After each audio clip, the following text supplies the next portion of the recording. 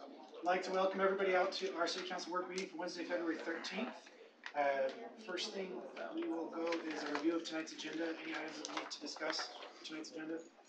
Okay. Any future agenda items we'd like the council members would like to have on the agenda? Great, we're moving through this. All right, item 3.1, new employee introductions. Travis. Awesome.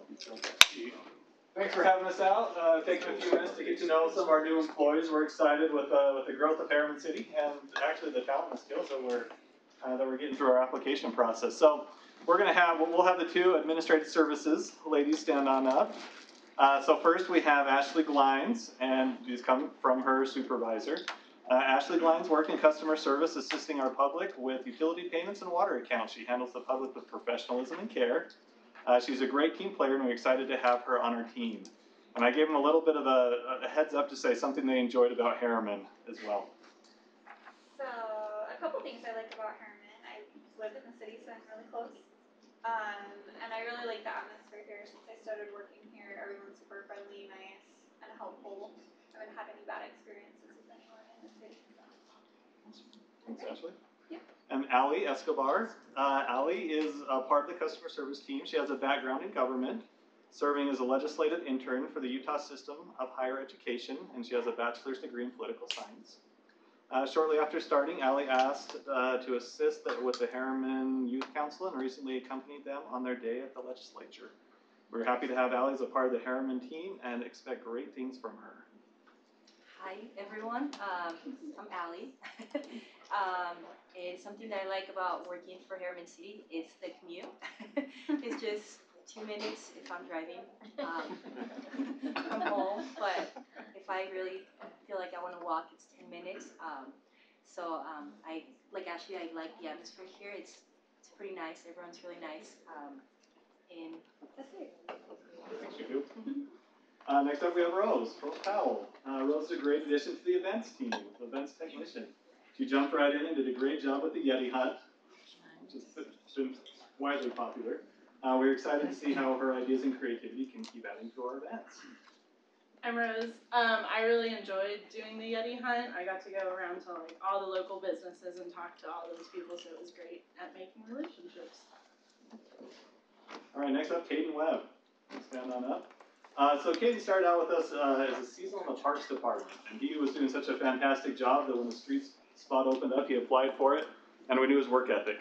So we brought him on pretty easily and pretty quickly. You'll notice he's a man of many words. He takes on new tasks and is willing to learn new things, and he's very good at thinking through situations and problems and coming up with solutions. Like you said, I'm Caden. I live in South Jordan. I like working here. Everybody's really friendly. Everybody helps each other out, and I can work around that. By the way, I just got told today to stop stealing South Jordan employees down there. Nice. The last one with the best name is Travis Dinger. Come on up. So works hard, works fast, works efficient. We could tell right off the bat he was a good worker and a good work ethic. He's quick and eager to learn new things and move on to the next task, and he gets along with everyone. And maybe just a little bit of extra information. Travis was actually one of our streets employees that was on a snowplow rotation, and he saw one of our residents go down, and they stopped and they performed CPR. And the latest I heard is that resident's doing pretty well. So we're taking a lot of pride in He'll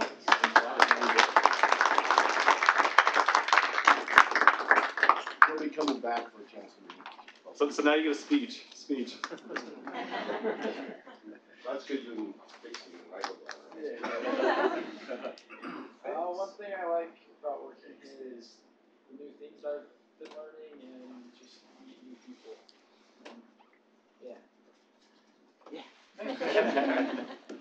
Thanks, new employees. Thanks for coming on out and being introduced. And you can stay as long as you like.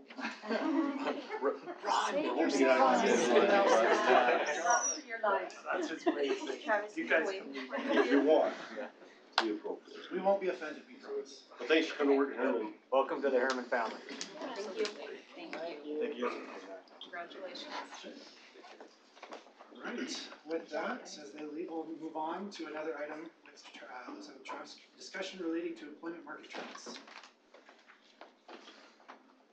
It's budget time. So I wanted to just give a little bit of information, some new numbers of what we're kind of seeing with the employment market, what the market's looking like, and how that might affect our budget going forward.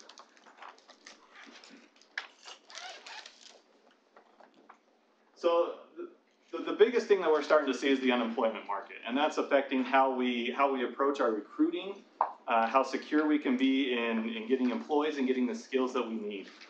So here's some of the numbers that we're seeing. December 2018, right? Not a whole lot of change during the past year, but Utah's unemployment rate is still incredibly low at 3.2%. A little bit lower than the U.S. National average as well, but you can see our job growth rate is incredibly high at 3.1%. We're seeing places like Amazon saying, hey, minimum wage is now $15 an hour. And California at least recently passed some legislation in the next couple of years to get their minimum wage to $15 an hour. And we're seeing some other cities and some other states following suit or looking to pass legislation in that direction. So what does that do to our employment market here in Utah? Because of the low unemployment rates, we have labor shortages, right? That's pretty easy, pretty straightforward. We're having a hard time filling all the positions, and especially the lower level positions throughout the state of Utah. The consumer price index increased almost 3% this year, and in the previous years was pretty flat. It could be 0, could be 0.02. It was really flat, but we saw a large increase this year because of the unemployment rates are finally starting to catch up. But we're also seeing that people are hiring employees with lower skills because it's who they can get. And then they're needing to take extra time and extra effort to be able to train these employees to get them up to the skills that they need, where in the past we could just hire for the skills that we needed. We're seeing higher turnover because employers are jumping for more wages or for higher wages or for different skills and experience. And it's taken longer to hire for certain positions because the application pool is just a little bit slimmer. And then you're seeing a lot of internal development, growing employees from within because of the labor market. Go to next.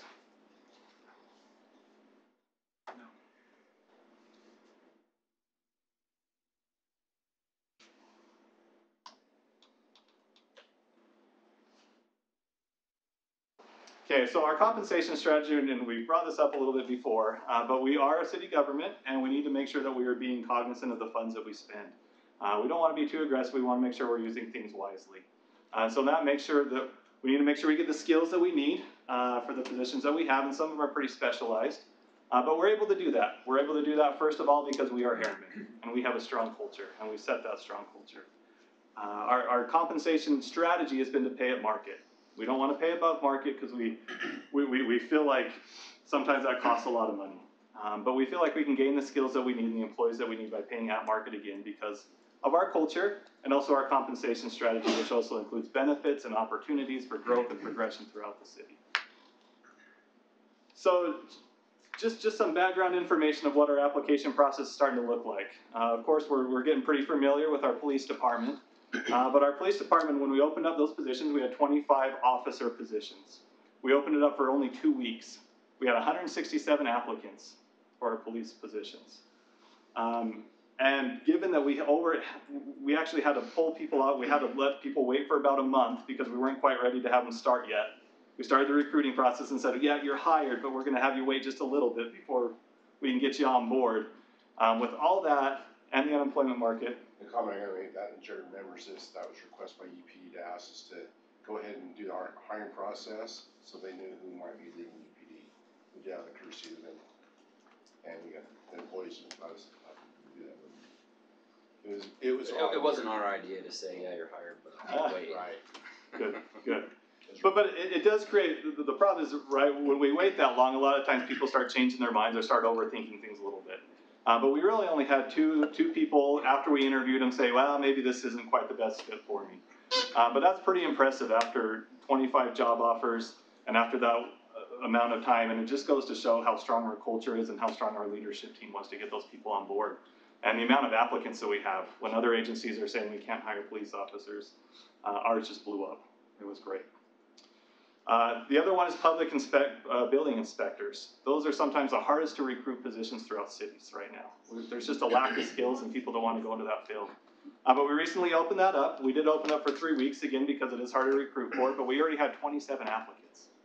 And we had 7 qualified applicants that had the certifications and had the experience and skills that we needed. And again, this just goes to show, hey, people want to work in this department. People want to work for the city. And we have a solid culture here. And then customer service just goes crazy. We opened those for like a week. We had 109 applicants. And so even with the tough economic culture, you can see that Herriman City, we have the structure in place to get the skills and the qualified applicants that we need.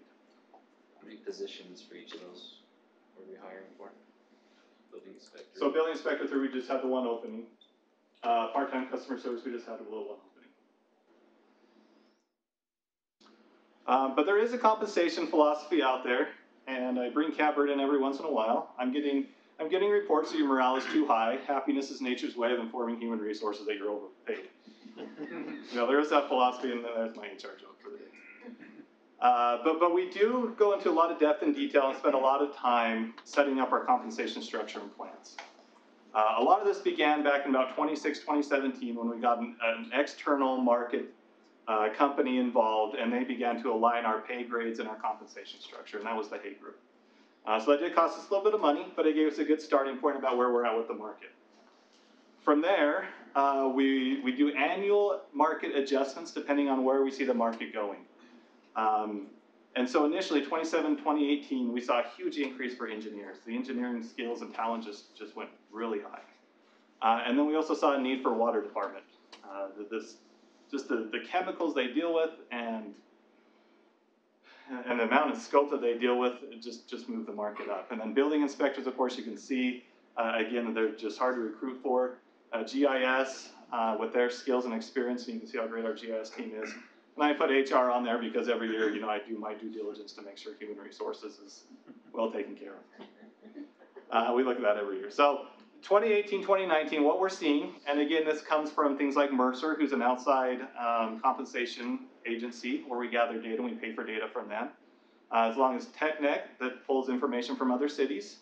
And then we have APWA and AWWA that also we buy data from. And for 2018, 2019, what we're seeing, we want to focus on internal equity. So if an employee has more time than another employee in a similar position, are we paying them equitable for their skills and the time they've had with the city? We've taken we've taken a good look at that, I guess. But we're seeing that skilled labor, with all the construction going on and the increase in construction wages, that our skilled labor position, so this is water, this is streets, this is parts, is increasing quite dramatically. And then we're also seeing the communications. Communications as becoming more and more important for companies, and that's raising the market as well. And of course, HR, right? Is there a request for HR? Yeah, internal request for HR. So, there could be a conflict of interest. So this is a little bit kind of what some of the data looks like. I pull it off to a spreadsheet. I know it's very black and white. It's very accounting. But actually, human resources we're actually on market for. I joke about human resources, but my pay grade actually looks just fine. That's why I'm able to joke about it maybe. But you can kind of see how AWWA coincides with TechNet, which is the other cities that we gather information from. But you can see public works, the starting wages are starting to increase dramatically. Right now, we're on the lower scale of those public works jobs. But those are what people are starting to post with. Communications, Mercer again, external information, national information we pay money for. You can see how communications, how they're leveled out, and we have the exact same levels actually, and how that compares to our data. And again, that's 10% higher than what we're seeing. Now, are these just based on the national studies, or are you also pairing in the local They and the shared localize them data? to an extent. They regionalize them, we'll say that. And regionalize means what? That means the Utah, Colorado, That's what I want to know. How New big the Mexico, region is. Arizona, That's what I'm asking. Idaho, Montana, Okay. kind of thing. They leave out California and Nevada. Those get a little crazy in Washington, and they kind of leave out some of the east or west border too. But again, this is just one piece. So we take Mercer, for example, then we also take TechNet, which is our city data. We also take APWA. The ones that have communications, we kind of average those out to an extent, or weigh those to an extent. But you can see public works right below that's the APWA for it, but you can see those coincide, the MINs kind of coincide with maybe what we're seeing the market doing on a local level. And then, police becomes very important to us, and we gathered information from other cities and where their tenured police people end up and where ours end up. And ultimately what it says is a lot of our positions we're right on for, but again, for the budget year, there's a few positions that we're looking at that we might make recommendations for adjustments on because of where the market's going. But on the bright side, we're able to get good applicants and good skills involved because we are Herriman and we have that culture. And we've had great support from City Council, from the Mayor, from city leadership saying, hey, this is our compensation strategy and we feel like it's strong and we feel like our employees are being taken care of, and with the culture, we're able to get the skills that we need.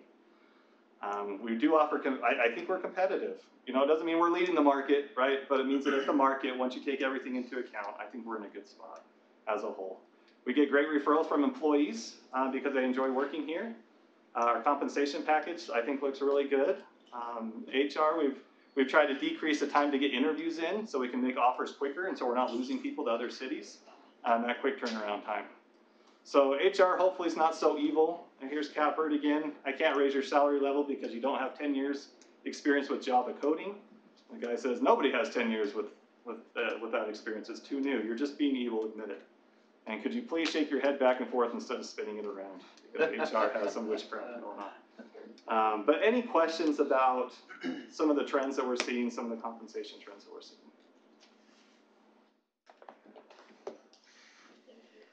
Thanks for your time. Thank you, appreciate that, Travis. We will move on to 3.3, volunteer board and committee assignments. Wendy. Okay, so in your package you have a list of all the volunteers that have signed up to participate in our various boards and committees. We did have to remove the Historical Society from the resolution. We just didn't get enough interest this time, but we'll just keep pressing to see if we can get to that number 3, a magic number. But we did get enough for the Arts Council, Be Ready Herriman, Healthy Herriman, Community Gardens, Trails, and the Veterans and Military Advisory. So that will be in the consent agenda today. Do you have any questions? I had a question. It looked like, do we have any requirement that requires them to be residents of our city? No, we do not. And the ones that are not residents of our city, we didn't leave any residents of the city out to have them on the block? No, we did not. Okay. Good question. And on the historical, we're doing it now, but we can, anytime somebody comes and says we want to do this, we can start it, right? Yes, and I'll keep working with them to try to get it out. Tammy and I can get together and get some communications out on it too. Okay. Okay, thank you very much, appreciate it. All right, 3.4, Blake, and talk about the subdivision requirement discussion. Just a second. Well, this is one that we talked about a little bit ago. So I'm bringing it back. I kind of polished everything up and got it to a point so we can get somewhere tonight. So when it opens up, we'll quickly go through it. If you remember, this is an amendment to an existing 4-lot subdivision on the northeast corner of 7300 West Eugenia Road. There's one lot. It's called Lot 4. And here we are. You can see Lot 4, there's an existing home on the front, I guess west end of that lot, basically. And Planning Commission approved the subdivision on this to split that lot into two half-acre lots. So Lot 2 When in 2018? When was that? I had the letter. It was June? Somewhere in there. June, July, maybe mid-June 2018. So, as you can see, the new house that would be built would be front of Eugenia Road. So, in the ordinance, I just wanted to refresh our memory on what's required in the ordinance. The ordinance requires the development to dedicate the right-of-way and install the improvements that are deemed rationally related to the development's impact on the city's transportation system. And then, if you deem something not rationally related, you can not charge a fee in lieu or not have it completed. So that's the one ordinance requirement to keep in mind. The next one is the improvements, what it actually is required. And it's pavement bounded by concrete curb and gutter. And then further down in that chapter, it talks about street lights and sidewalks and stuff. But this is for the actual road improvement portion. Then the Planning Commission added these two items onto their requirement when they approved the subdivision. And they split it out into one condition required improvements along Gina Road or fee and lieu, and one was along 7300 West. There were some documents sent to me this week that showed what was required of this development when they came through and did the subdivision in the county, when it was the 4 lots. And they were required to pay in some fees to 7300 West for the improvement of a portion of that road when that happened. So, keeping that in mind, these are all just facts to help you make up your mind. And then I wanted to show what had happened on some other subdivisions in the neighboring area. Just there's not a lot of consistency here, but we can talk about the Zach Gordon subdivision.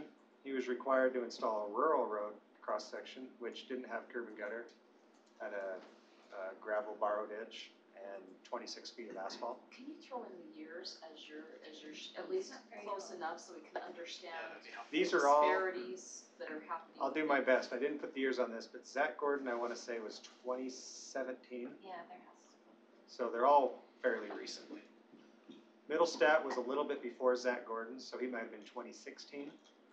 He was required to do a development agreement. If you remember, it limited him from ever subdividing ever again in the future. So he got a 1 acre lot, and that was it. And then he paid a fee in lieu for his improvements, and he had to put fire sprinklers in his house. And then he was required to deed the right of way. The last one is Scenic Mountain. Keep in mind that this subdivision fronts 73 and Houston. And this one was required to install all the full road improvements, and they were required to deed the right of way for both of those sections of road. The only difference with Scenic Mountain is it's part of the whole thing. There's 68 houses there, so it's kind of misleading to say it's just 3. It's all six. Scenic Mountain is like 68 or 70 homes. And so, yeah, and I don't know if our ordinance really specifies a difference between 1 lots or 50 lots or 100 lots, but Scenic Mountain is the whole thing. Scenic Mountain, they're right about the same time as Zach Gordon. They get a 2-year approval after they go through planning commission, so, and then they can extend for a year. I want to say Scenic Mountain was like 2017 as well, right in there. And was the road improvements, it says required to install full road improvements, so is that 73 and McHouston? So with the McHouston project, they will be putting in that piece that they're done, or paying us for that piece. Yeah, so will you go back one more time on the Middlestat one? Paid fee in lieu, how much did they have to pay? The full amount? I don't remember, but I think it was, we had a cost breakdown on it, and it was somewhere in the ballpark of 24,000. But it would have been the cost of doing the full road. Yep. So not. It was the cost for their half. They're half of the full road. No. Yeah, so no rejection received, but Zach had a reduction given to them. They only had to do a country road. They didn't have to do the curb gutter sidewalk. Yep. And So he's. then is that because the home's at the end of that farm? No, there's 2 homes there. 2 or 3 homes. 3 homes there. lots. Are they the flat lots? It was before we had the private road ordinance, so it is a private lane with 3 houses on it. So they built a road and they had, for those 3 houses that's private, and they also had to dedicate the right of way for Gina. Yep. So the road that's being specified is for those 3 units, not for Gina. It's for Gina. It is for They had to Gina. do Gina and their private lane back. But they just had to do a rural But the road. rural, so, Rural roads for sorry. Gina. So for Gina, they only had to install rural road improvements. Thank you. Okay. So, getting to the point of it all, what are our next steps? With the condition that the planning commission put on this, I'm not sure what can be really done to reduce a fee. Pretty clear what's been put on there. We rely on John's knowledge on that one. Yeah, it was opposed by the planning commission and was not appealed, so it's the law of this subdivision. But there's some opportunity to modify some things with the standard, similar to like what we did on Houston. Gina Road's we don't know the design for Gina Road right now, so I don't know if it has to be modified. I can say down the road a bit, there's a house that's right out on the street, so I imagine there's gonna be some modification to the sidewalk when we do that design, but I don't know what it is right now. So it could be a modification to right-of-way width. And so if we decide what we wanna do, if we wanna modify standards, we can come back and do that in a formal meeting in the council chambers, to move forward with this one. Because our standards are approved by ordinance. So we'd have to override. We have to create a new Why would ordinance, we wanna change? a new standard for this road, called the Gina Road standard. And the property owners are here, if you wanna ask them any specific questions on it. Discuss it among the council first before we do that. What are you guys' thoughts? Jared, you said you're confused? Like you talked about some documentation that talked about back on 7,300 and dedications or fees that are paid. Do you have that? Can you cover that so we have that background as well? They came in yesterday. So I pieced through them really quickly, but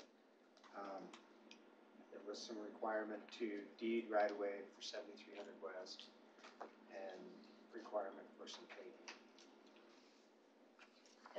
That the county, The county imposed. So did they pay any money to the county? Yeah, did the county get the fees for that? Was there?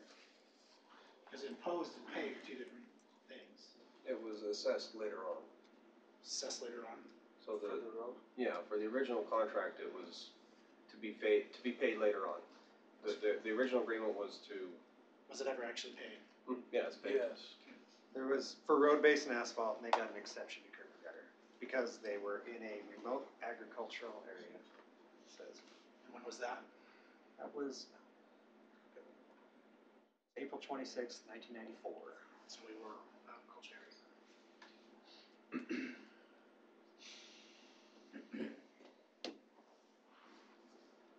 So from a staff position, if you want to make some modification, we want to be really careful that, like you said, if you looked at the Sunset one, we wouldn't want to have allowed that subdivision to gone through and not required either the money or the full improvements. And so it's hard to write an ordinance that works for a 1 or 2 lot subdivision and keep it in tow for a 25 lot subdivision. So if you're wanting us to try to so right now, we're required by ordinance to require the full dedication on 73 Gina and all the improvements.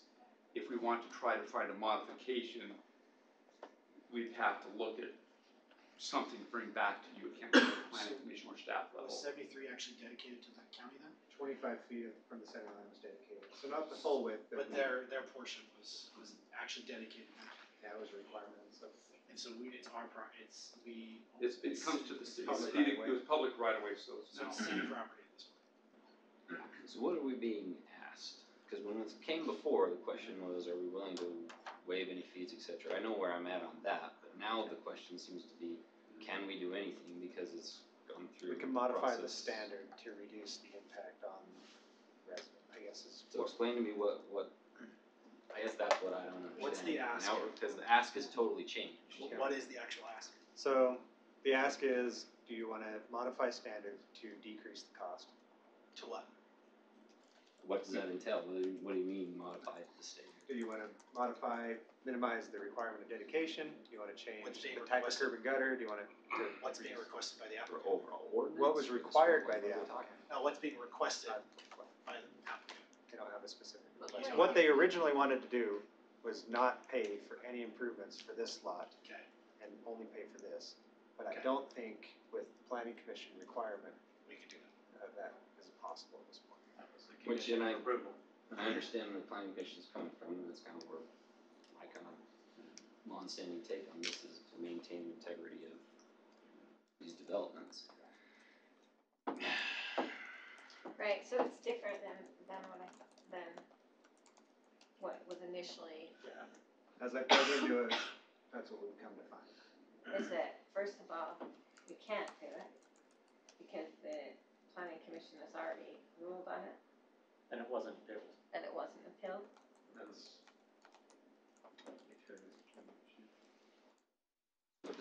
so if I'm in the applicant's shoes, what does that mean for them?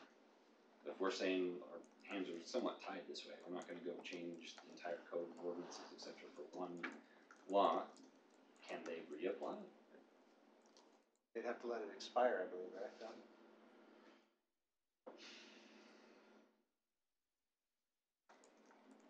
I don't know. I think they'd have to let it expire, not do anything, and then reapply. With no guarantee that With they no would get With what no they want. guarantee. Right, the planning commission would then make their decision anew. And it's a 2-year expiration. Yeah. So, In regards to, you know, modifying the standard, my opinion is that I don't think that we're in a place to even consider modifying the standard. Because, as you already mentioned, in this area, we ultimately don't know what down the road that'll look like. And if we do need to modify it, and where we would need to modify it. So I don't think that, from my standpoint, I don't think we're in a position right now, at least I'm not in a position right now, to say that I'm willing to modify that standard for this one subdivision, not knowing how that's going to affect everything else down the road as we try and work to, obviously, get Gina Road paved down the road. So, I'm inclined to kind of agree that's with just my that opinion. position because that's kind of how we've gotten into this mess. Yeah. Because we made historic, I'd say we, not this body, but prior versions. Yeah. There's always, that's why exceptions always get us into trouble down the road. Exactly. And I can certainly appreciate the position that they're in and appreciate the ask. And obviously, when you compare that to some of the other issues that we're working on the area, I can see where they're coming from. Obviously, the original ask it really is not even feasible. We've learned that because of the conditions that were put in place, even though the original ask it, you know, doing something similar than we're talking about on Nicution, I think we're talking totally different scenarios here. And when you do a subdivision and you increase the impact in the area, there's costs that come with that. But that being said, we know that we're beyond that in this area, so it comes down to being able to modify standards. And again, for me, I don't think that in the timing of Gina Road and the things that we're trying to accomplish during those things, that we have the information to even say what that modification could potentially look like that would still work in the future. Again, to Jared's point, it's kind of what's gotten us in trouble here along the way is some of these exceptions that are made, and these fixes are going to be painful to try and get us to where we need to be. I mean, so that you guys know at least how I viewed the discussion coming to this point. So, I guess why I'm a little flustered at this current situation. So the way it was proposed last time was simply, do we want to waive a fee? And my comment at the time was, well, for the new lot, no, right? That's a new impact, etc. But if they paid already on 7,300 for the existing home, I don't see any reason for us to impose that. However, it sounds like it's a technical issue. It's part of actual code ordinance gone through the planning commission process. So there's nothing we can do to override that unless we go change the entire ordinance. Did I sum that up properly? I believe so. Yeah, because that was exactly my understanding is that, and we talked about that we have said, it's been said in this room that if everyone on Gina Road will dedicate their right of way, the city will come through and do the improvements. And then the conversation was, well, we're willing to do that. So why should we pay it now and then everybody around us doesn't have to pay it and they'll have the same benefit? And so can we just go ahead and get all of our portion of it deeded and have that portion, have the fees, waived for us? But we can't even do that then, right? Because Can you do a fee in John, and then?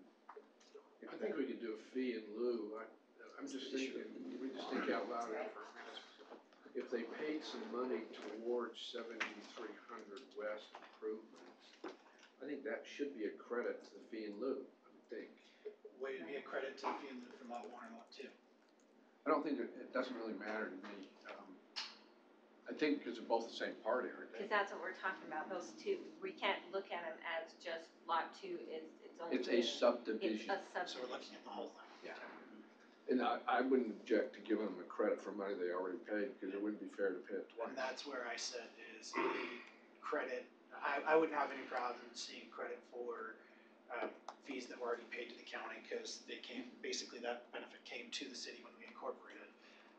But other than that, I would have a real hard time doing anything that has been proposed, cause changing standards is not, it's not something I'd really be willing to consider. And it has nothing to do with this particular law, it has to do with, we all have said that we wanna start being very consistent with the way that we administer, some of these things. And so for me, I wanna stay in that consistency, especially since the last one, they paid, even though it was a bigger subdivision, the most recent one was required to pay, the full improvements. And so for me, that's what I see. I wanna see, the full improvements, but I'm happy to allow credit for where credit should be due, where it's already been paid. That being said, there was, standards adjusted for McHouston, which was the 3-lot subdivision you just showed. So McHouston is not, it has some modified standards, we modified them a few weeks ago here, because it's existing and it's a mess, right? When we got it Gina's gonna be designed, the same we found problem. But was that part of the agreement proposed for that subdivision, or was that what we did after the fact? That was just part of our project. But it's gonna be what they have to do. But, and so my point is, I'm sure at some point we're gonna have to modify some standards and change what the problem is. We're not prepared to modify it, so we don't have any idea what it will be, right? That's where we're kind of stuck there. If all of the homeowners on Gina Road were all together saying, yes, this is what we want, and we're all ready to deed over, like happened on Houston, I think we'd all be much more willing to have that conversation, but I don't think we're anywhere near that point. So in summary, right now, they would hold the planning commission requirement, fee in lieu, or install. We can reduce that by any fees that were paid to the county for that original subdivision for either 73 or Gene. I don't think they paid anything on Gene, but if they did, we could reduce those as well. Gene's paid. Yeah, cause where you guys are, it's paid. You paid for those, okay. So if we can get that, Verified, just so that we can have record of that. and that's my understanding. Did I miss anything?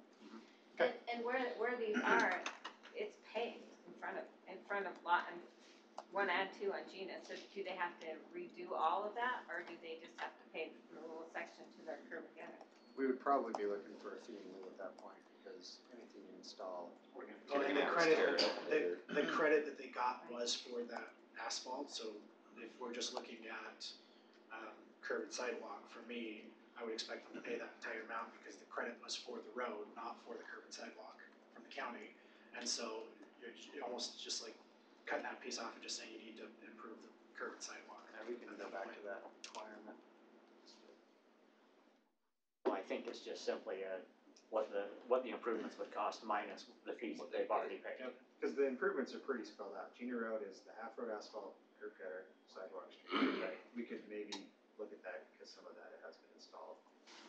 And then Gene 73 takes out the curb gutter and asphalt because that's a capital facility road. So that would be paid for with impact fees. So their impact fee payment would cover that.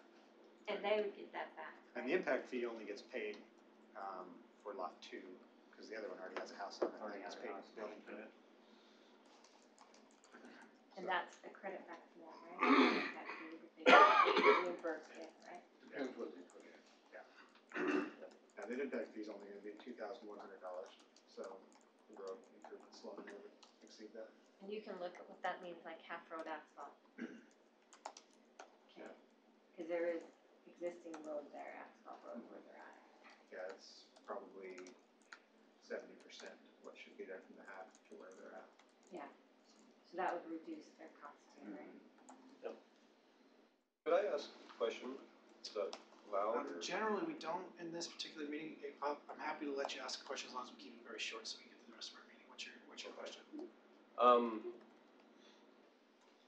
How badly do you guys want Gina to happen? Because to me, if you have a landowner that's willing to deed it over for the same deal they had on McHouston or McQuiston or however you say that, that's one less person that you have to deal with. So later on, you're gonna have to go through and do all this, deal with all this, and it's gonna be the same result. You can create another lot later on, but why not do it now? So I think that's a great question. I know there's the legal sides of things, but like, That's the answer. but it's, I think that's what it is we aren't ready to make those decisions. So with what does that mean? And since we're not ready to make that decision, we can't say yes to it now when we don't know what it's actually gonna be. And so until we can get far enough down the road that we can be confident that that's what we're looking for, we're not gonna be, I don't think anybody would be willing to approve for this for any of the homeowners that were on, or the property owners that were on that road. So if we moved it forward towards that personally, and we get a lot closer and the designs have been made, we know what it's gonna require, I think I'd be willing to consider it again down the road. But right now, because we don't have enough information from our side on what we actually need there, we can't make an exception because we don't know what that exception needs to be so that we're ready to go. So that would be what I would respond unless the members of the council disagree. Well, I would just say that I'm confused. well, honestly, what I'd say is that, as was mentioned, we're not in the same position on Gina. Do we wanna pave and fix Gina Road? Absolutely we do. But we're not in the same position on Gina as we are on Houston, so we can't have those same conversations. I view this as simply a subdivision. A subdivision that wants to split a lot for additional development, and with that additional development comes impacts to the city and requirements by ordinance to the city. And that's the only way that I can look at that right now. Do I wanna fix Gina? Absolutely. But that's not part of this discussion right now because we're talking about a 2-lot subdivision. For me, that's what we're doing. And the requirements that are set forth by ordinance in order to do that within our city, for me to vary from that, sets a horrible precedent for anyone else in this city that in a similar situation, because all that does is end up coming back and costing everybody to try and fix those problems that exist, as you can see here. And that's the core issue, and I said that's the answer. The legal issue is that what you're asking us to do is change the entire ordinance for the city for this one lot. And that's something that we can't do. We're not prepared to do. To compare it to McHouston, everybody, that situation is different in that everyone has deeded it, they're ready to go. We know what the dimensions are, what the issues we need, and so we can make an exception for that one road. In this case, it's just a subdivision, it's not the entire road. It's just a subdivision that has to fit the ordinance. So you're actually asking us to change the entire city ordinance for this one 2-lot subdivision. Because it's already been approved and not built through the planning commission. It would have been prior to that. And we can't, I don't know what a future council is even gonna say. Right now, we're saying if everyone on Gina would dedicate the right of way, we'll pay for it. But if in 3 years. Well, if in a few months from now, if it A year changes, from now. then it's like, we can't find a future council anyway. So it's like, we don't have any idea what they'll do. It's frustrating, it's a technicality, but it's a technicality for us too.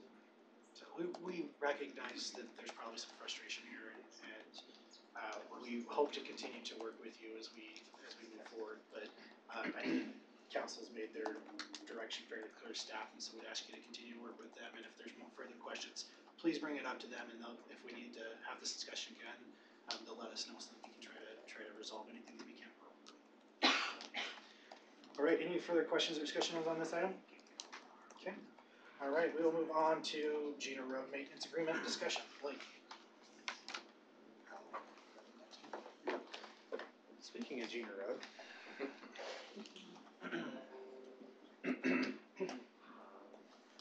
So, we were contacted by one of the residents, one that actually owns the parcel, that closes it down once every 10 years and kind of maintains his right, and everything for his property. So, we talked with him, met with him, and we came to a point where they wanted a maintenance agreement. So, we wrote a maintenance agreement. But I wanted to hit a couple of things before we talk about all the key points of the maintenance agreement. So I went to a presentation the other day with the state ombudsman, or the property ombudsman, and city engineer from Lehigh asked the question, what do you do on a dirt road if someone owns out into the center and they don't want you to maintain it or go down it? And I was like, wow, just stole the thought right out of my mind. So we got some really good input from the state ombudsman on this. And he said that if that road has been used for 10 years, then it is dedicated as public right-of-way. But one thing to keep in mind is what's dedicated is what's been driven on, nothing outside of that. So want to keep those things in mind. If we want to maintain anything outside of that traveled path, then you have to get consent to go on that property and do so. Also, one thing he said is just because it's dedicated to the public use, there's no requirement for maintenance. It's just if you choose to maintain it, you have funds to do so, but there's no requirement to do so. Just like any other road. So really all that means is that if I owned that portion and it had been used for 10 years, I couldn't close it and say you can't use it anymore. That's all that means. That's correct. What about And there's no liability? obligation of the city, once that hits that, to maintain. That's true. That was the opinion of the property ombudsman. What about liability issues? Cause I know that was a concern of some of the property owners. If somebody gets hit on their property, cause it's technically their property, are they liable for that? It's considered as dedicated by the statute. How do you interpret that, John? I don't know what the liability would be if somebody got hit out in the road, but, yeah, so if I were a plaintiff's attorney, I'd probably sue the city and the property owner. Let you guys fight it out. Sure, and that's But the there's nothing property you can owner's do about concern, that. to not get sued, right? So if I were the property owner and I was worried about that, I'd turn around and deed it to the city. I think any of us would have done that a long time. So, I brought that point up as the point of the maintenance agreement. So there's no obligation to maintain, and according to that, there's actually no obligation for us to get a signature to go on that property to maintain that piece of road. So, let's build our case. 2006, there's an aerial image showing Gina Road, and roads tie in. So, it was being used as a thoroughfare in 2006. I add 10 years, that was 3 years ago. So let me just add one more point. I was in a mediation or an arbitration with the ombudsman with Mr. Newton on Gina Road. And he was the only one on Gina Road that closed his road, or closed his property timely. Everybody else did not, so. But so this does not apply to his piece, right? He still has that right. this There's maintenance no- agreement will apply. Right, So but it's if still- the other thing, his piece. No, it still does. Even though it's still his and he closed it, it's still been used as a thoroughfare for 10 years. If he goes No, another, no, cause he's Because he closed it. closed it. He closed it within Oh. the statute says if you close it for a 24-hour period, once Once every and 10 once years, and you get another 10-year Right, extension. so he's maintained that. Yep. It is not a thoroughfare across And his that's- property. It has not been Hence- dedicated. Hence why we need to do this. So, yep, there's one property, all the rest, we have the proof, basically, that it was used. There was one thing brought up in our last discussion with Gina Road about an easement that tied everybody together and bound them so that this couldn't be done. Here's that section, right here, talks about subject and together with, but it's just for right-of-way and easement, as described above. John and I talked about this and didn't feel like that was really binding, so people couldn't deed property over. It didn't matter to the city. If there's something between one property owner and another property owner, why someone can't deed or dedicate property to the city, it's between those property owners, not the city. If we get a document that says, here's a deed, have some property, we'll record it, and then they can find it out. And they can find out in court. So, we don't feel like that precludes anyone from dedicating property, or everyone has to sign this agreement to have someone maintain someone else's property. So it's just agreement between the parties that they would have to pass along. Well, so go back to that. If I quit claiming my property to somebody else, I may not be able to deed it. So there may be a title question here, but, as to statute, whether it's dedicated by use, I think that trumps this access easement. Okay. Basically, the state has clearly said that everything except for the one specific property in question is our right of way, which means we can maintain it with no issue. The only one that we're having an issue with is the one piece of property.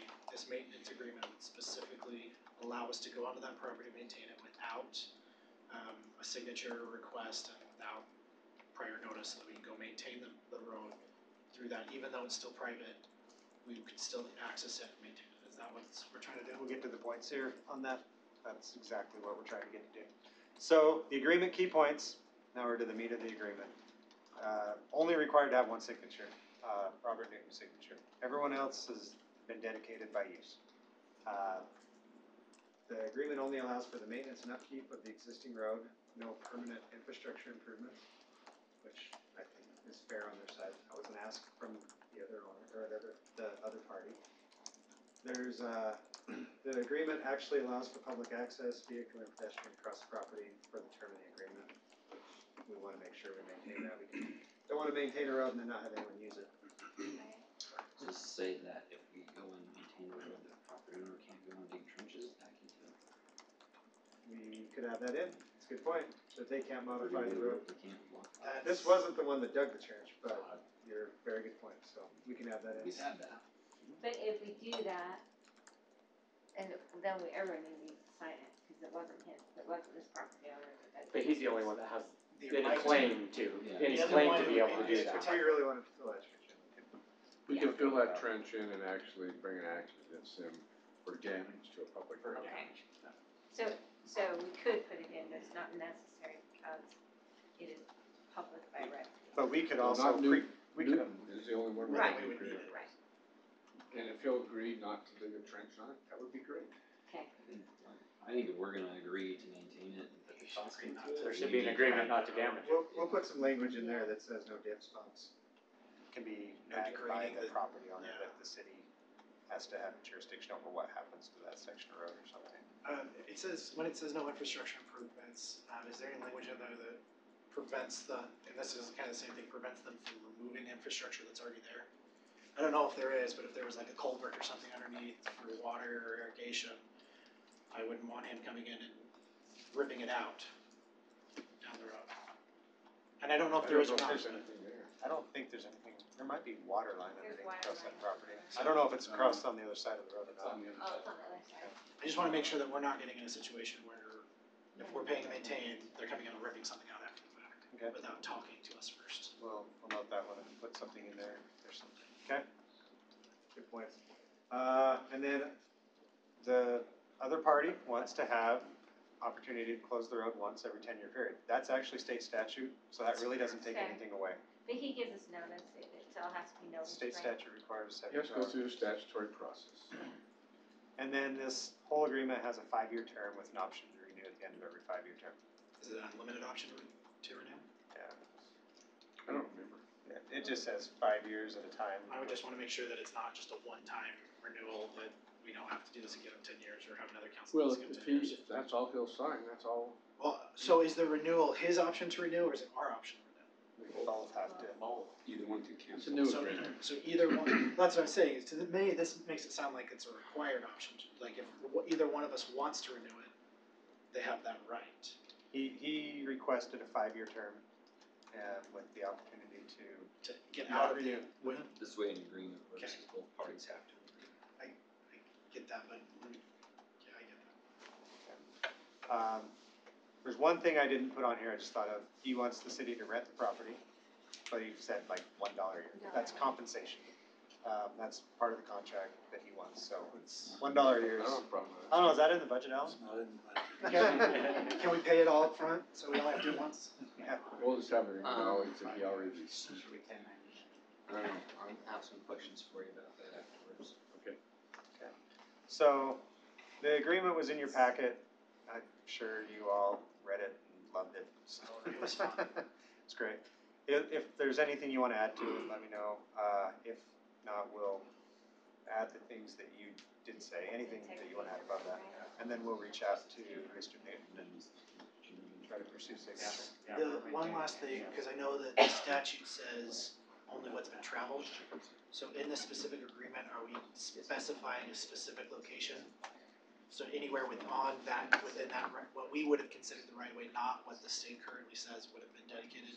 What I'm anticipating is there'll be a exhibit with a property description included with this. I just wanna make sure that there's no dispute later saying that, well, technically you only can go to where the tires should travel. When we're trying to go out. Technically, this is pretty wide because of the holes you go away into his yard. True.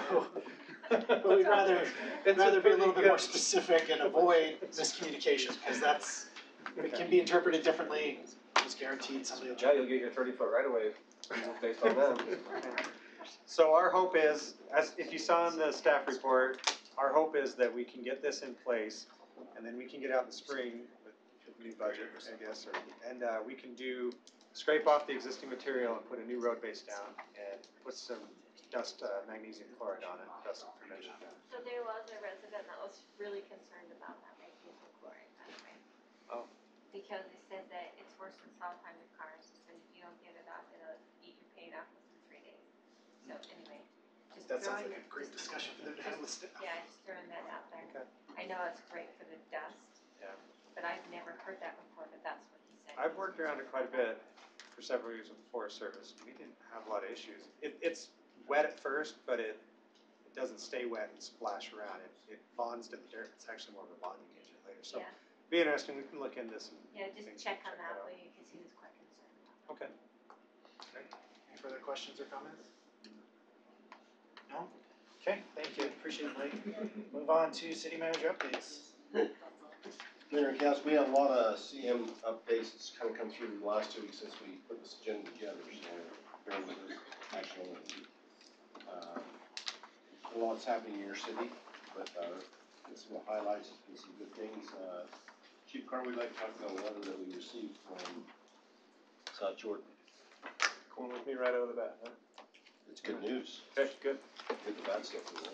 This is from South Jordan, guy named Chief Carr there. Car to car. Yeah, car. Not the Hanson Seems car, like the a other one. sitcom. Yeah, we have the Hanson one here. And I'd like to read it out loud because I do think it sets the stage for what we've really become. Dear Chief Carr, I'm writing to thank you for the help your department has provided recently on 3 significant events in our city. In the past few weeks, your people have responded to assist us in the death investigation, a fatality accident involving a suspect who had stolen a car from your city, and another accident where a 5-year-old boy was killed by an airbag during a rear-end collision. The expertise and technical assistance your officers provided was invaluable to these investigations. I have also heard from supervisors and officers about how accommodating your people were to work with on all 3 occasions. Your city should be very proud of the professionalism your staff exhibited during these events. We can't thank you enough. Please pass on my thanks to all those that responded and assisted us in any way on these events. We appreciate your relationship with the Herriman Police Department and stand ready to assist you when needed. Thanks again. Now, this is a department that's been in existence for over 60 years, and they know how to do business. And to get that really solidifies what we've built here. And the professionalism we have, and not only that, the experience that we hired and are going to continue to develop. As it stands right now, our car team probably is going to be very shortly one of the most advanced car teams in the state. We have some air ability now with our partners in GIS and Blake, who's walked out of the room, with the drones and the drone system. So you have something to be very proud of. Nice, well done. We're well known in the law enforcement field already. Good job. With that drones, we're getting our night certification, so we can fly at night and fly these scenes at night and also search and rescue. So really broaden our capacity. Do we just have one drone? We have a couple, two, three. We have a few.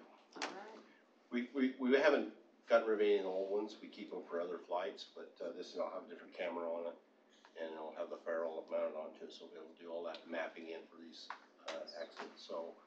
So the ferro device we have, if it's bad weather, we can use that. If we can fly, we can fly, and we can use them together. So they actually are redundant. Just for the pros, will you just real quickly explain what that device does? So it's a point-based cloud system, and it uses lasers and photos, and it reaches out and touches in a 360-degree circle, everything. So it creates a photorealistic 3D image of the crime scene. Not only that, but a laser. So without the photos even involved, the lasers point out. You can draw an entire scene from. And I think I've shown one, and Cody knows more about it because he's actually over the car team. But the drone can interact with that. Is that accurate? Am I That's correct. Yeah, the mischaracterizing two any of that?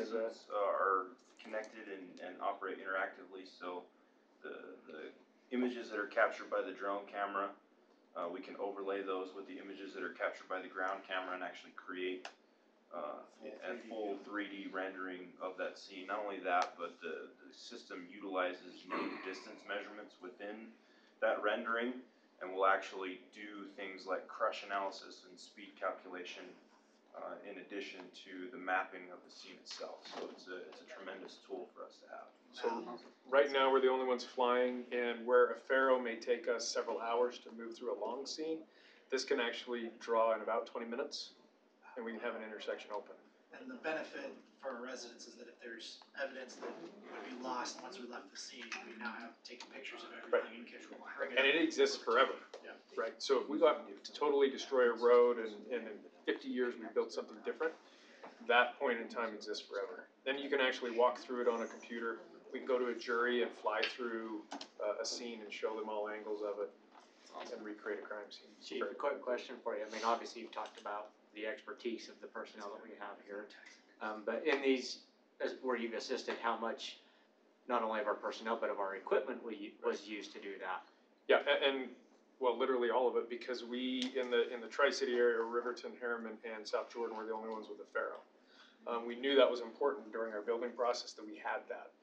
We knew it was important within 17 hours of going live because we used it. And had we not had that, we would have been in a very poor situation and not been able to provide the service that we really need to. So just know that as we develop and we get this equipment, we bought the people that know how to run it and use it and do it for a living. We bought these people, and when I say I bought, I'm saying we got that experience from all these other departments, and we now have the equipment, or are getting the equipment in hand to these folks to use. And when he references the fatality, there was a tragic incident over in Daybreak where a lady was found outside of her car deceased. There was some suspicious circumstances to that, and the detectives that we have hired are of the greatest caliber, probably in the region. And I'm not talking about Utah, I'm talking about the region of the Western United States. And they called for them to come over and say, hey, let us bounce some stuff off of you as we look at this and make sure that what we're doing is right and accurate. And so it's a good feeling to know that you've been running for 4 months and people are calling you saying, hey, can you help us out with this? Chief, so first of all, I think for me it showcases the ability for our new police force to be nimble and quick when you're not, because of the size. Right. And then, of course, I think it speaks to your ability to hold really solid recruitment so that, to your point, we have the staff that we need. And then just a little aside that I was having back here that I think is worthy of noting, we are the only one, I'm gonna let you speak to this, but are implementing cutting-edge technology that nobody is using to the degree that we're using, both because we recruited well and because we attracted, frankly, we had a police force that attracted that, that good personnel, and then that we have the drone technology to do this, but just mention that we're the only ones that are doing this. Yeah, there are government entities and other public safety agencies that are utilizing air technology in combination with reconstruction technology, but what we're delving into here is really cutting edge stuff. It's really putting us out at the tip of the spear, so to speak, with a lot of this reconstruction and moving us into the 21st century, so to speak, of accident reconstruction, where we're not standing on the side of the road with a tape measure anymore and doodling on graph paper, which is how I learned to do reconstruction. But there are other capabilities that exist and other entities that have employed some of those, but what we're dealing with here is really cutting edge technology. And the PIX 4D system is just, it boggles my mind. And Blake is a surveyor and he understands that, but I look at it, it's beyond comprehension for me that we can go in 20 minutes and draw this 100-foot long scene. And Yeah, on the worst day of your life, Right. if it's an accident, it's nice to know that you have the qualified personnel and equipment to really understand what took place. And we looked at it. Sergeant Shaver, who's over the car team directly, actually brought up a good point. He said on somebody's worst day of their life, quite possibly where a family member was taken from them, it's good to know that we can come in and give them the quality that they deserve, and especially if it's an investigation like in South Jordan where one of the fatalities was a crime. The guy was at a stolen car and he intentionally ran through the red light. Where we can take and offer to that family something that's not being done anywhere else. And they know that they're the most qualified people with the best equipment just showed up and they're in good hands. No, you've said it a couple of times. So I want to make a few more comments about that. I want back to emphasize, we already had drones in our city. Our GIS through engineering had already been using them. We enhanced this. We didn't have to recreate a lot of it. We had to add a few more components to what we was doing, but we expanded our capacity by doing that. And that's the Howard, me and Chief talk about it all the time, is taking all the departments to send up a police department, but also we had that support all the way, all the time. So as of this morning, strangely enough, people from as far away as Canada have been calling to say, what are you doing with this drone thing? Because of the news article that went kind of far and wide in the law enforcement community. You saw on KSL about the trainings going on for the night training. I don't know if you've seen that article, but here again, the council tasked us with sitting with a police force and not to be burden onto our neighbors, but be a support for them. So I want to segue into talking. I talked to Gary Walcott, city manager for South Jordan, about this because he actually added his 2 cents on the email about appreciation. And I said to him, I said, Gary, we promise you we don't want to be a burden to you. We want to be a help to you. So we start sharing resources. You have some things that's going to take us years to get. Well, that's what I was going to point out is there's the intent to reciprocate, right? Yeah. And he says, and we want to do that. And he says, we understand that. So we went after things that we knew. We hired expertise. We hired seasoned officers that can do the job, got them the right tools, and then with their stuff we can interchange and expand our capacity.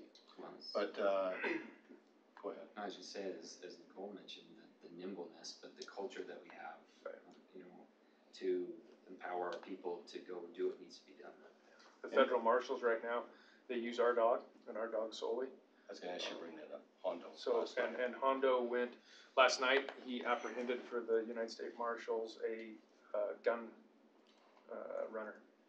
And that was wanted by the federal government, was on parole from the federal government. They've been looking for him. Our dog went out and found him, and so he's on his way back to federal prison tonight. So, Just want to say good boy. you too. Good boy. He's a fantastic dog, and when you talk about hiring across the board, our SWAT team is amazing. And our search and rescue just finished their first training component of bringing somebody off a hill in coordination with Wendy and some of the amazing things we've done with parks and events so when somebody gets hurt up there, between fire and police, they're coming off the mountain and we're ready. So in 4 months, we've really built all of these teams to be proficient, efficient, and ready to go. We're ready to go. If you get a chance to meet with the police officer that reported some of the detail on what Hondo's phenomenal response he made. Yep. Thanks, Chief. I want to talk about, we got some budget amendments on the agenda tonight on 9.1. I want Alan to cover those different amendments. If you have any questions in here, we get those answered for you. And we can try to get through all this. You ready, Alan? I can talk to another topic real quick while you're getting that up. Let's, quick one, John Brims, you want to talk about condemnation on that property, how we came out with that? Yeah, we closed on the property yesterday. So we are now the owners of it. We paid $828,000, which is our appraisal, plus another $200,000 in sales tax increment to be paid sometime in the future. So we paid our appraisal. We paid our appraisal. So we went through all of this for Well, sometimes you gotta send the right message that we're gonna fight. So, we were successful by council's direction on that one, and we came back successful, so. we appreciate the effort. Great job. Okay, Alan, you ready now? Yep. Okay. Stick it to the man. Okay, first of all, and this is where we started out with this budget amendment. We got granted by the corridor preservation the money to buy these 2 pieces of property. So they've given us these 2 pieces of property. We want to now spend the money to buy the property. So this would be an in and an out, a revenue and an expense. So this is just doing the paperwork for free money. Neutral, yes. Okay, the next one is, we have a number of contractors who have built our capital projects, facility projects, so that they could move their projects ahead, with the agreement that when we collected impact fees from their areas, that we would repay those amounts. Okay, we've now collected this group of impact fees from these areas. This is not the total of what these contractors will get, but this is part of it that represents what we've already collected. And so this is the reimbursement that we have agreements for. I put out to the side how much, so we're talking $819,000 of road impact fees, $278,000 of storm drain, and $780,000 of water impact fees. As I showed you in our revenue projections last week, our impact fees are way ahead of what we projected. This is part of the reason is we've been collecting these impact fees that now need to be returned to the developers. It means cities just don't keep that money. Keep it past. Because on We Capitol keep Hill, as like, much as I can. the rumor is that, like, these impact fees need to go away, cause cities are just greedy. Yeah. Well, the thing with our city is at the rate it's growing, the city does not have the funds to do all of the infrastructure that has to be done. So a lot of our infrastructure is fronted by the developers that we then refund. The other option would be to make them wait till we collected it all and then we pay for it, so. That may be. Well, and we have to report to cities. That would slow that down pretty quick. Okay. We just have a couple of other things here. Parks has requested $6,000 in equipment. Again, what, as Chief Carr talked about, Who asked for for. it? What? These are one-wheelers with no motor. They're not as fun as they sound. They can get someone off the mountain. We've also run into, and some of this is, part of getting our police department up and running. We need a few things, plus we've got some things coming up in relation to our, 20th anniversary this year at Fort Herriman Days. These will all be a reduction of fund balance in the general fund, which is growing continually, so it won't affect us much. We grew by 370,000 in the last fiscal year, so these would all represent a reduction of fund balance in these particular ones. On the HPD, things that are tied to HPD, I like that communication. Is that something that should be taken out of the HCC funds and not the Well, communications? HCC does not have any expense funds. They collect taxes and give us the money. All of the police expenses are being Coming paid out of out your of general okay. fund. Thank you for clarifying. Okay. So, and then finally, we just have a few extras here. We have a engineer that's in the process of designing some restrooms for a couple of parks. While they're at it, it's been requested that we get $30,000 additional to run a restroom design and electrical service to the cemetery. So this would be adding it on to an existing contract to look at a design for a restroom plus bringing electrical service onto the site. Great idea. Okay, the next one, the streetlight fee fund. When Timbergate Apartments were built, they did not put all the streetlights in that they were supposed to. We've had a lien on their property. This past week, they paid that amount, which was $15,956. We have the money now. So this would be an in and an out. We want to buy the 3 streetlights that were paid for by them, so we've collected this money. Really have net zero effect. Right.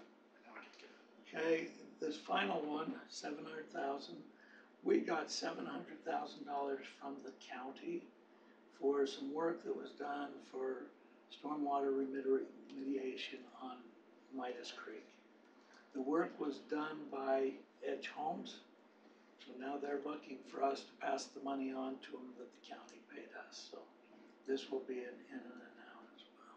Surprised Gordon didn't spend it. I did. He did. He did. So They got it back from He didn't say how long the money's been there. It's been there twice. It's been in and out a couple times. Okay, that's all I got. So I wanna bring up, just give you a preloader that, sometime between now and the end of the fiscal year, we'll bring back another budget amendment, only just one more, but it might be 2. Depending on how things are going as these things come out. But remember, you asked us to stand up a police department 130 days by the time we hired Chief Carr, which was a phenomenal feat. As we stand that up, you're running hard and fast. You're buying the big things you need and thinking you set up and we are up and running. But now as we've been diving into getting ready for this next year's budget, we realize there's the tools that we still need to get it's some simple things, but they have some cost to them. We still feel confident that, and we don't wanna pull the trigger on this, or on police fund right yet, because we need Alan's nod on this, that if the general fund monies are there until we get reconciliation with our last partner, it all bounces out at the end. But I am wanting here again, me and Alan will give the nod when we can do that and bring that back to you towards the end of the year about buying tools of their trade to help them be the best they can be. So we'll be conservative on that, but I should not be surprised. And as we recognize some big items like SWAT bands and those type of things are going to have to be on hold for a while. But the MSR vehicle, if we get that federal grant and then we get a vehicle, then we'll have that added. We'll take advantage of that given to us for use as we continue to work towards filling all the holes that we need to fill in to make sure that we don't have anything that we're not able to do at a given notice. Also, I want to go back to Hondo a little bit. That dog, that officer canine is only as good as the handler, Ben Ricks. And let's just say that they're a great team. And Ben, if you're listening or watching, you're here, we don't want to leave you out of it. It's not all about the dog. So, anyway. It's all about the dog. Yeah. Brett has a very fond attraction to the dog and Ben, and rightfully so. We sent him out to do some pretty dangerous stuff. I remember the swearing-in ceremony when the dog came up in my class. Everybody's- I just remember that. It's the only time they clap. There's always a good story behind it. The most enthusiastic clap of the night. But your Hondo, Officer Hondo, and Officer Ben Ricks did a phenomenal job last night. And our second dog is coming along phenomenally. I mean, he's already got his drug certification. They found methamphetamine in cars, and they're being summoned at night into South Jordan and down into Riverton to search cars and that kind of stuff. So, not to be left out, Zobel and Davo are doing fantastic. They really are. So we have a couple other things we need to get some council to attend some things coming up. One we have, there's a, what do you call that? Town Center Alliance, Michael, coming up. Downtown Austin, Alliance. Texas. And here's some information We're on it. thinking, we kind of targeted a few of you because some of you are traveling behalf of the city and thought it might be beneficial for you to take a trip with Michael.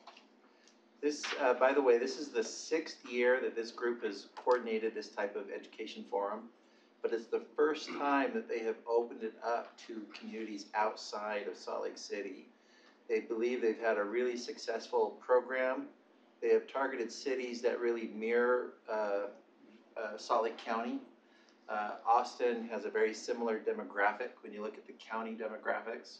It's also is the capital for Texas.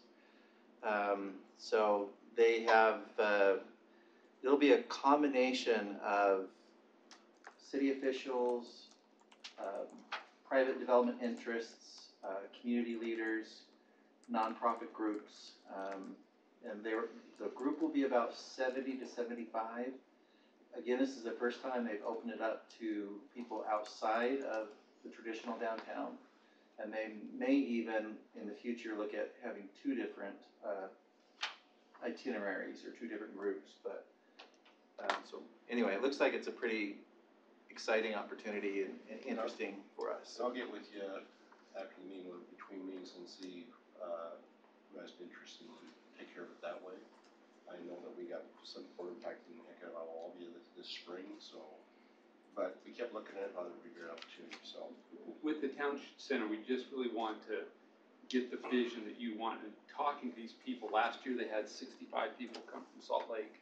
And so we think that this has potential to see economic development, the culture, the arts, everything that we may want to try to, and what kind of public and participation involvement do you need to do to make a town center? So we've got a blank canvas. Let's see what we can put together. Yeah, and those are the specific items that they're going to be focusing on this itinerary: is culture and arts. And so this is a really good opportunity to get ahead of it and wait for something and let's make that vision come together.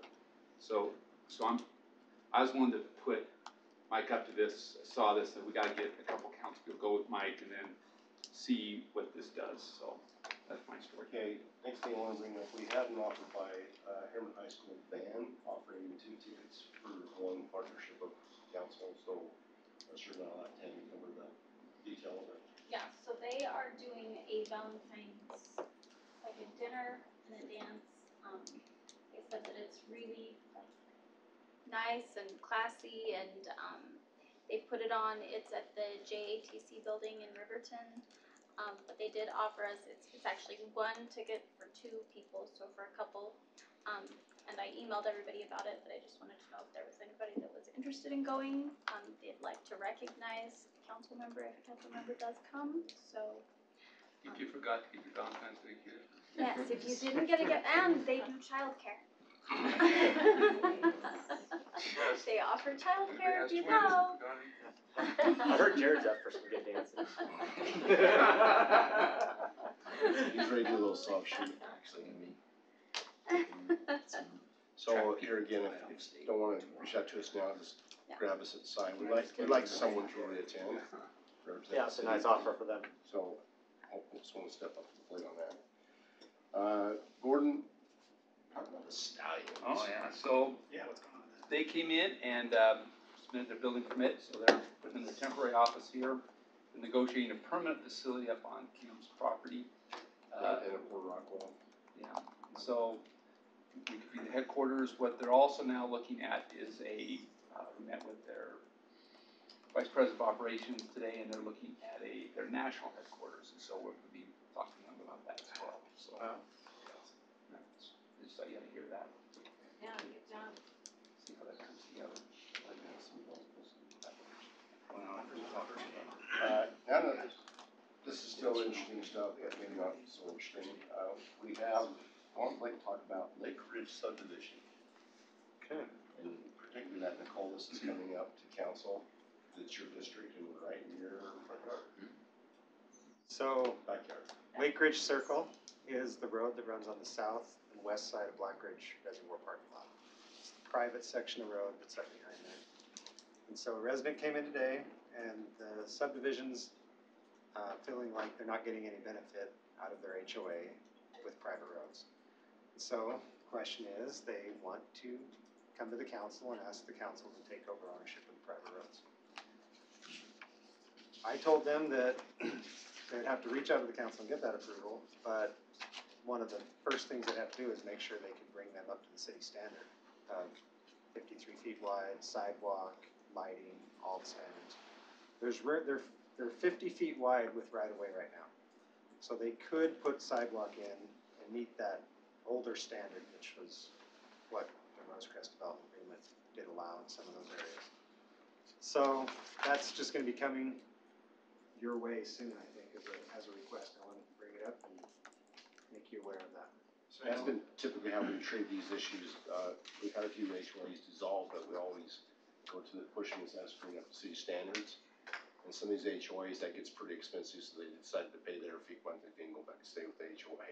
So it's a good way of doing it. I mean, if you start taking them as is, infrastructure and all that will stuff. One other thing to think about is not just the visual standards, but the asphalt and the base might not be fixed. So there's probably some core sampling that will need to happen and verification up there. Storm drain, is it designed to the standard? So, do we have like an official policy on how we handle these? We do not. I think we have an ordinance that requires them to meet standards. Public roads have to meet standards. Well, if it becomes. Well, if, I'm just, in my opinion, because I know that there's other HOAs in that same area that have reached out before about abandoning roads and making them to the city. I just want to make sure that we're being consistent all the way across, because as soon as one of them does it, if one of them is successful in doing it, all of the rest of them will want to do it too. So I want to make sure we have a very consistent and clear policy before we get through.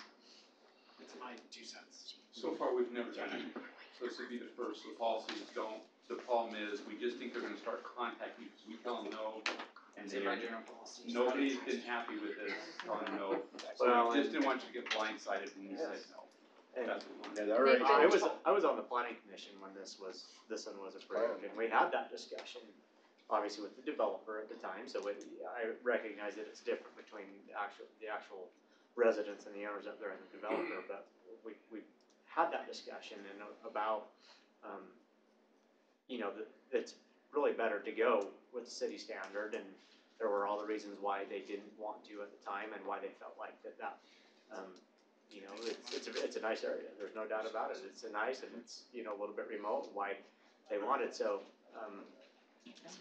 I would be very, very hesitant to, especially, certainly not outside of them bringing it up to city standards, but.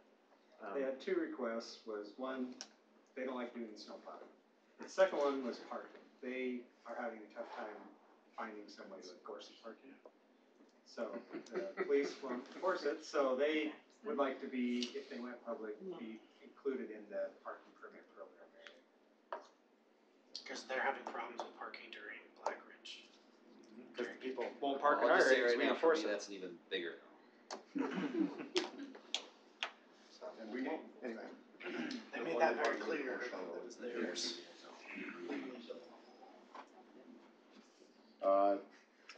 There's a lot of things we can talk about, there's a lot of great things happening in your city, we've had a lot of snow, as you know, and I think our crews did a very good job. We had a few minor complaints, you know, we do miss a street here and there, that's just given as much snow we've getting, and you go around in those circles. I still challenge the council to do ride-alongs with them, get up at 3 o'clock in the morning, get in the truck with them, and you'll see what they go through, it's very, intense, let's just say, to stay away from all the cars and not damage anything, and it happens a little bit here and there, but I for the most part, when I was up leaving our city at 5:30 in the morning, I can tell a difference of our roads, our main roads compared to our neighboring cities, so my hats off to them. I know some of this on my street, but we understand that. But we're saying, please call us, let us know, because we'll get right out there and get on it, because they can pull up on a map, they know where our trucks have been, and they know, oh, yeah, we did miss something, let's get out there and get it done, so.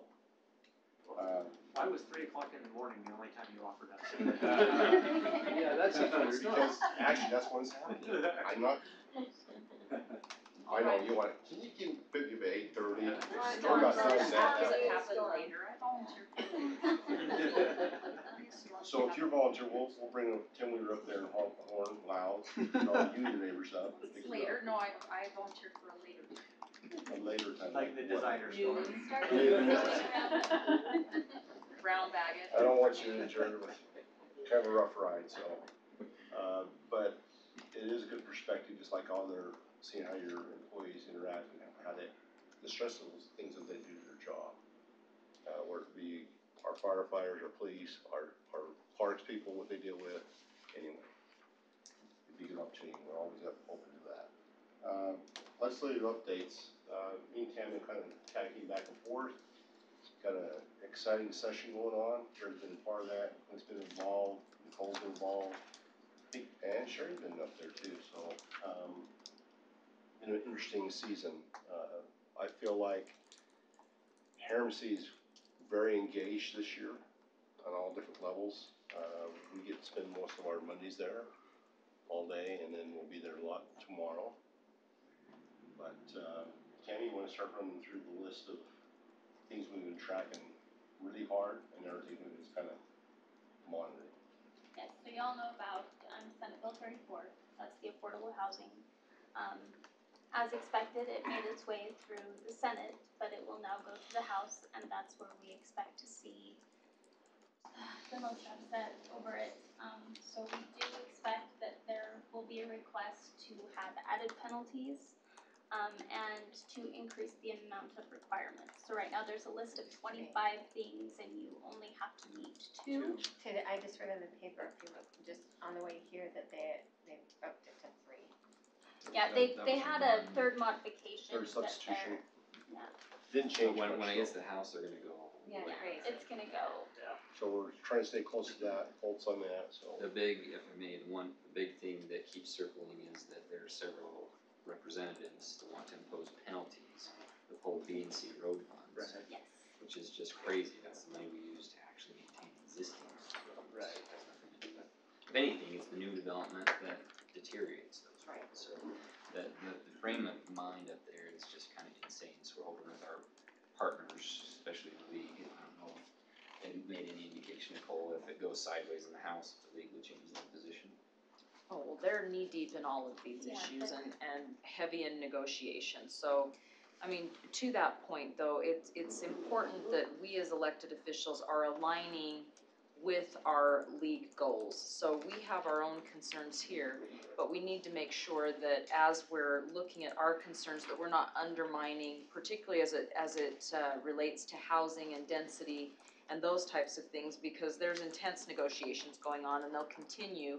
And so I would just make kind of a public plea as being on the board that we make sure, and I'm happy to be that liaison, that when we're making maneuvers and moves and sharing our concerns as a West Side city, that we're also sharing those with our league partners so that we're not unraveling or undoing any of the good things that we're doing, because it doesn't take much during a stressful, high-tense legislative session where everybody's listening to everybody to have a word or a phrase or something uttered that is then deemed more to be reflective of more widely. So for instance, that could be an elected official thinking something and it will be determined that that's the league thinking something, and then we lose ground. So, you know, this is just a very important time for us. There's a lot to be lost.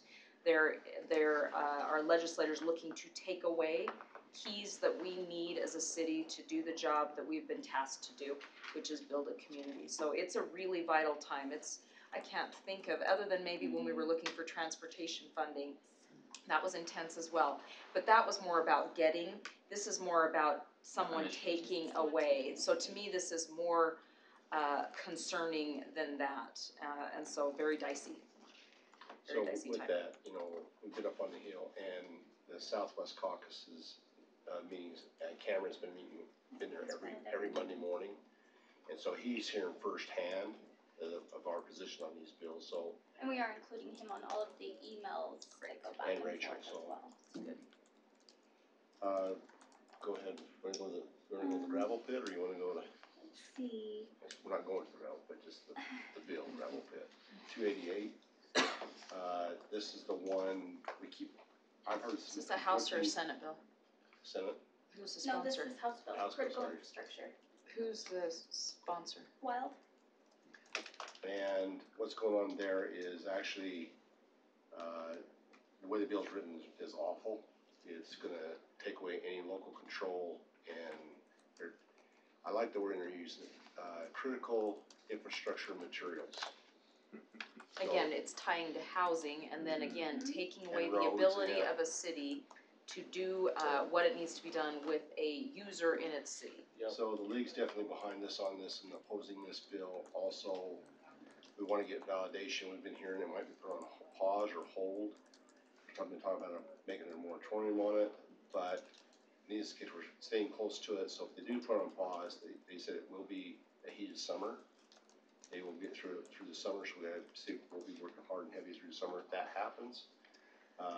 We've already started to reach out to some of our neighboring cities that have issues with gravel pits or mass grading. Can I ask you a question? So Yeah, does this hopefully I can bill, answer it.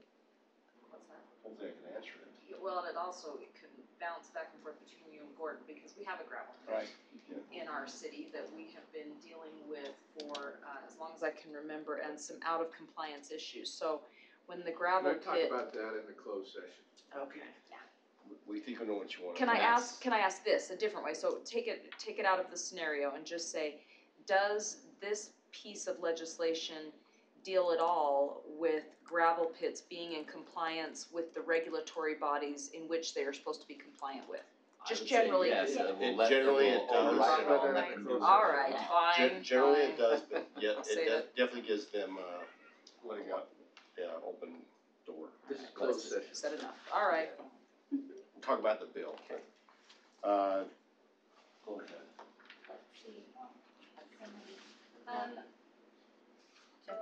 House Bill 164 was the one with the local boards and councils.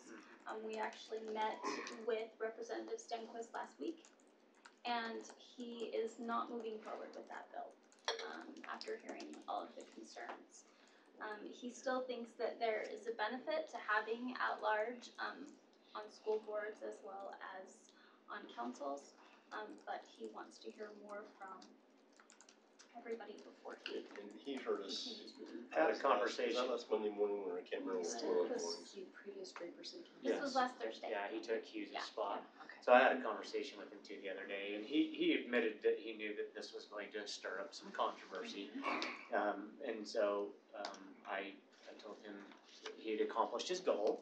And, I have a good relationship with Jeff, but certainly, and he had indicated at that point too, that, you know, he felt like it probably wouldn't go anywhere and that he was thinking of not continuing with that, but he certainly wants to spark a discussion on that. And I think that started, so we'll have to continue to monitor that, you know, moving forward, what that discussion is. When he brought us to the table, I spoke on behalf of the city, and I talked about the past, because everybody was at large, and how we evolved to having districts, and how, when we were at large, we got accused of everybody being one area. Yeah. And there was not equal representation. And I said, we have 4 districts, that's the council, and the mayor is at large, our mayor votes. So we do have that at large. And the problem with, you do a lot more at large than 2 members can get together and signal one area. Influence the area. So, and they could live next to each other, and went through the whole, what they do on Sundays together, and they have meetings on Sundays, and that's what was happening. He made an interesting statistic to me, and I haven't been able to actually just research and validate, but he said that there was only 3 cities in the county that had all districted areas. Yeah, there are not that many, because there's another bill that looks at geographic diversity, and surprisingly, there are not that many that are districted. Yeah. So. And this thing is, at least the conversations I was involved in, the point that several of us tried to make was that it's a local decision. It's how are you best represented? That's best decided at the local level. And we said it will change over time, as we get bigger. Communities' needs are different. Something that local controls. Yeah, it's just not a one size fits all. Right, and I think you heard that very clear and decided to pull off. And we're also looking, we're continuing to monitor House Bill 206. That is the density bonus. So if a developer donates property in their development for a school district, it's still being monitored. It's still on the back end. It hasn't come forward yet, but there are still discussions on the back end, and the league also knows our position on that one as well. Who's the sponsor on that one? Moss. And then we have House Bill 119.